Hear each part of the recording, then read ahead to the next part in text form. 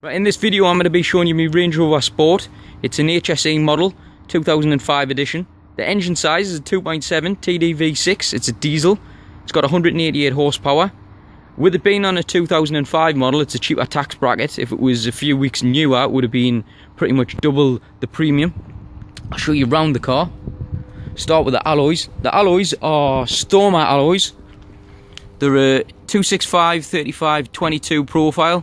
They're not black, they're more like an anthracite and a black mixed together. So you've got to be careful in case you catch them. The windows on the back have been tinted. As you can see, the back two windows and the back one. On the back, I've changed this little badge here, the Land Rover one, because it was green. I've changed that to black. This strip along the bottom, I've done that with plasti dip, because it was like a sort of grey colour and I didn't like it at all. But I've left the Range Rover because I like that. On the back here, I need to buy a new little badge because my Sport is wearing away there. I'm going to get Dave to pop the boot for us. This is the top half, by the way. I changed the LEDs in here. They're for the registration, for that to come in, for that to come on. Sorry. So on a night time, the glow blue. Like I say, that opens the top hatch. I'll let Dave shut that. Just saves me running around doing everything. And then to open the bottom, there's a little button over here. You just press that. And then just lift it up. In the boot here, I never put anything in the boot. This, if you do come to buy one, make sure you've got one of them because loads of people pinch them. Inside here, you've got your jack, you've got your wheel lock and nut, and you've got your wheel brace. These two little things over here are like chocks in case you do jack the car up. To get this to come out, all you do is you just pull it, and it's got two little latches on each side, and that keeps it all together. So you can have that. It's just if you have got anything in the boot and people look in your window, they can't see what's in it. I'll just get Dave to shut that for us. Then if we work our way around to the front, I'll get David to pop the bonnet for us, if you'd be so kind. To pop the bonnet, it's just down on the left hand side there. Dave's going to show you, and you just pull it with your finger, and that pops it. So go around to the front. I'll let Dave pop the bonnet. To pop the bonnet, it's pretty much bang on in the middle between the E and the R.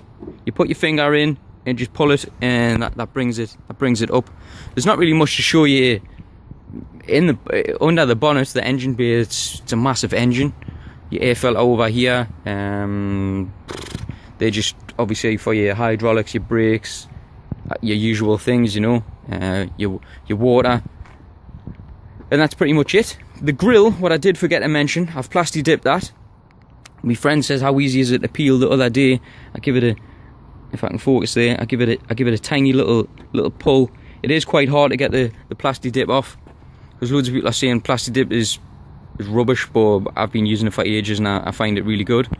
Another little thing is it's got Xenon headlights, which are always a bonus to have. You can see I fitted LED side lights there. They were a bit of a chew on to fit, but I fitted them, and it's got front fog lights. I'll get Dave to shut that bonnet for us. If we come in the back, this is what the back looks like. Let's see, you've only got one single for your window. There's a little, I don't know what it is. If you pull that, it lets the seat go forward, and then you've got another little latch, whatever it's called. You pull that up, you push that down, that goes flat, and then you've got the full, that side of the boot to yourself. That locks in place, by the way. To open it again, you've got to pull that up and then just push that. This bit you don't, that bit stays down, but you've got little things in the back there that you can put magazines. I'm going to run around the other side. I'll let Dave shut that door for us. He's the man of the day. So if we open this door, another one of them little pulley things there, you pull that and the full thing comes forward. Then if I pull that again, push that down, and that locks in place. You can't physically move that. That's just to make it look pretty, so you can't see all them horrible things behind. But that's the boot. If I pull that up again and then just shut that, be careful when you do take them down that you've got your seat belts in place. That one, there you go, sorted. And the pulley thing, once I did get it down like that, I couldn't get it back up, but obviously I did. So when you're pushing that down, Just make sure that's up there. It has got an armrest here. It's a little pulley thing on the back here, and that comes down, and then you've got a full armrest for your passengers if they want one. And then, like I say, that locks in place. On the back here, you've got air vents. You can close and shut them, or you can adjust them. It's got an aux here, and it's got for a cigarette lighter if you want to plug a USB. It's got heated seats on the back. These have only got 2 settings. On the front, I think the front have only got 2 settings as well. That's me aux lead, but I don't really use it, to be honest. Same thing again, and same thing with the windows. I'll just go to the passenger side because I can show you this a lot quicker. On the passenger side, you've got the same settings as what you have on the driver's side, but you haven't got the memory settings. I'll show you them in a second. Glove box, you've got 2 glove box. You've got the top one. All I've got in there is an air freshener. And then the bottom one, if I can get it, all I've got in there is my USB charger and a couple of CDs and a dash cleaner just to get the windows up and down. Inside here, armrest, same what you have on the driver's side. I'll just put that up. If you slide this along, you can put your cups in here or whatever you want. Mine's got an air freshener in. Inside there, I've just got spare change, and it's for the cigarette lighter. Inside here, I just put bottles of water and stuff. It is a fridge, but I haven't got the optional extra bit. You can't buy it separately and fit it. This is for your terrain and all that. You can adjust this, but obviously I don't play with that. You've got your high and your low settings. This is for your air suspension. One thing I would do if you're buying one of these is check that it works. That's pretty much it on the passenger side. I'll run round to the front and start again. Right, we're over at the driver's side. As I mentioned, on the passenger side, we haven't got as many settings over there as we have over here. Over here we've got memory settings, 1 to 3. These buttons, that makes you go forward. As you can see, the seat's going forward there, and then it's going back. That makes you go up, and it makes you go down. I know I've done it reverse there, but you know what I meant. That one makes the seat go on a slight tilt, on a slight angle, however you want to adjust it. Then you can see it's going up and down. And that one's obviously for your backrest, to make that go forward or to make it go back. It has got a lumbar support, which is hidden there. That's not electric, that's just adjust yourself however you want to do it. On the door card over here, we've got 2 for our front windows, we've got 2 for our back. If you've got kids, there's a little button there you can set so they can't open the windows in the back. There's nothing really in the door card there. I've just got some tissues because I've got bad hay fever and I need them. Harman Kardon is the surround sound what's in it. Over here, you can see it's only got 2 pedals because it's an automatic. I really like the mats, they're really good quality. They're thick, as you can see. I'm not sure if I'm going to be able to pick this up, but it says Range Rover on there, which is a nice little touch. Up here, if you can see, I've fitted LEDs. I've done them on all the doors on the bottom there. And I'm going to jump inside the car now. Right, so I'm inside the car. I've just got to find my keys there because I didn't know where I put them. I'll start that up. It always does that. A system check. On your left hand side, it's your revs. On the right hand side, obviously, it's your miles. If you look here, that's my little temperature gauge, and this is my fuel gauge. This is my range, telling us how many miles I've got left in the tank, and that one's telling us what temperature it is.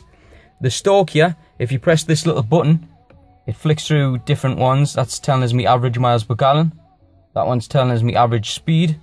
That one turns it off. This one goes into the settings, so you can adjust the time and your lights, what turn off on a night time and that. That one is your trip computer, basically when you fill up at the petrol station. If you want to reset that, but I never do. I just leave it on that one. Looking around the car, as you'll know, it's an automatic. You've got your park, your reverse, your neutral, and your drive. Over here, if you pull this, there's a little button on the back. I don't think I'm going to pick it up. I think you can possibly hear it. You press that button in and you pull it down to D. You flick it over to the left here and you can go into manual mode. I've already shown you everything else on here. Like I say, I've got an armrest as well. If you want to adjust it, you spin that so it sort of locks in position. So yeah, you know what I mean. It's a multifunction steering wheel. If you press mode, it'll jump from CD to the radio. You've got your volume here for up and down. You've got your tracks or your radio stations. This is for your cruise control. Your horn is this long line. In this long line, you press that and it beeps. Over here, I've never quite sussed out what that does. It's some sort of activation thing. You tell it things and it does, but it never seems to do it for me. Over here is for your phone to hang up and answer the phone. The code on these is 2121 for the Bluetooth. So if you ever see a Range Rover in front of you, just type in 2121 on your Bluetooth and you'll be able to link to their system and wind them up. Over here, if I press that button and I go into 4x4, sort of brings it up like a computer game. If you press that one goes onto your maps. Press agree, no destination, and that's your maps working. But if you want, you can turn this off, because some people don't like to have it on, so I just turn it off sometimes. That's another little thing on the HSE. I don't know what the DSC is, but this one's for your parking sensors. If you want, you can turn them on and off. This one locks and opens your doors, so if I press it, it locks it, and that one opens it. This is your volume, and that's for your tracks. But if you want, you can store your tracks in here. Like I say, you've got your CD. Your aux is the wire that I've got in the back there. Down here, you've got for your vents, you've got your face. That one's, sorry, you've got your face. That one goes like coming out the screen there, and that one comes out on your feet. To enable the heated seats, you just press these buttons in, and you've got two different settings. If I start the car up,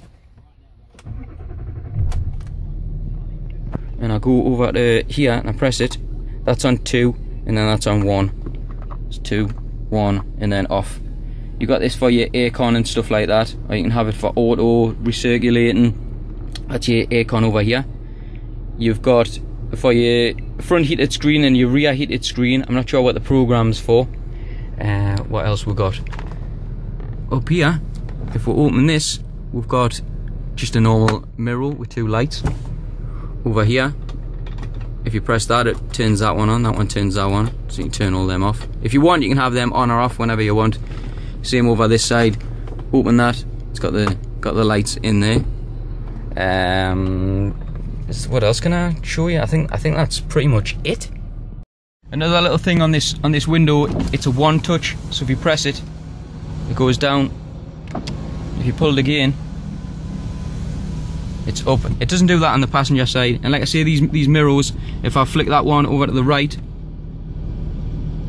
there you go, it goes all the way that way, and then it goes all the way that way.